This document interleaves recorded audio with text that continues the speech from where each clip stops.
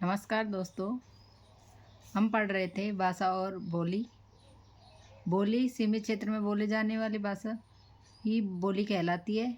स्थानीय रूप को ही बोली कहते हैं, जो छोटे क्षेत्र में बोली जाती है, जिसके लोग अपने आप से अपने तरीके से बोल लेते हैं, उसको ही बोली कहते हैं। और भाषा का विस्तृत रूप अर्थात विस्तृत क्षेत्र में बोली जाने वाली भाषा ही कहलाती है। भाषा का एक अपना व्याकरण होता है, जिसमें वो लिखी जाती है। बोली एक साधारण सी होती है, जिसमें आम बोलचाल के शब्द काम लिए जाते हैं। उसमें कोई साहित्य नहीं लिखा जाता और उसका कोई व्याकरण नहीं होता है।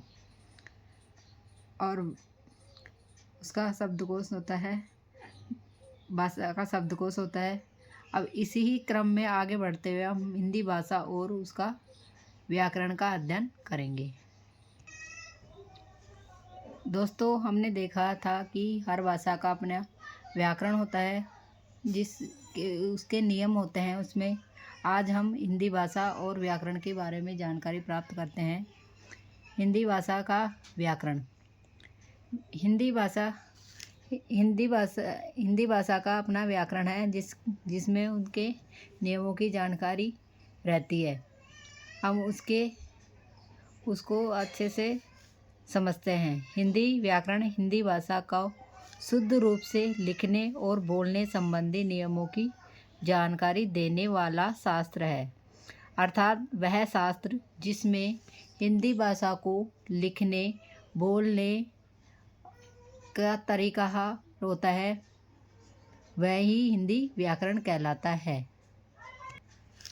किसी भी भाषा को जानने के लिए उसके व्याकरण को जानना भी बहुत आवश्यक होता है, क्योंकि उसके व्याकरण से ही हमें पता चलता है कि इस भाषा को किस तरह से हमें पढ़ना है और किस तरह से हमें लिखना है।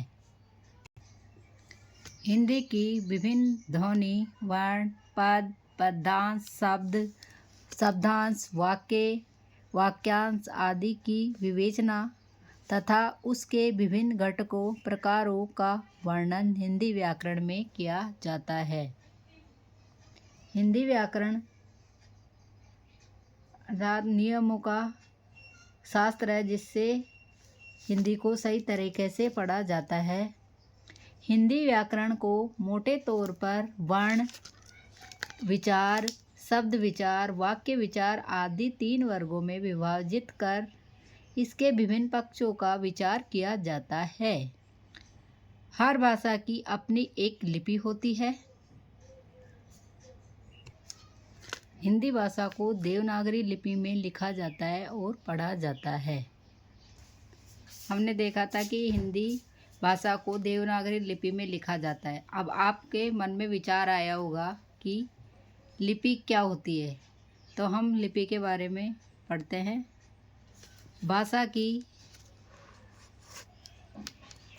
की ध्वनियों को जिन लेखन चिन्हों में लिखा जाता है उसे लिपि कहा जाता है।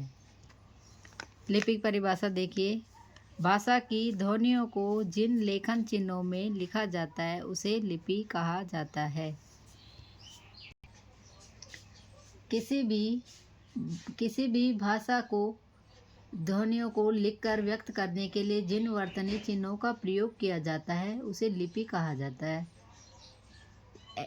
कई भाषाएं ऐसी होती है जिनकी एक सेम लिपि भी होती है, जैसे कि देखिए संस्कृत, हिंदी, मराठी, कोंकणी, गोवा, नेपाली, कोंकणी भाषा गोवा में बोली जाती है, नेपाली आदि भाषाओं की लिपि देवनागरी लिपि है।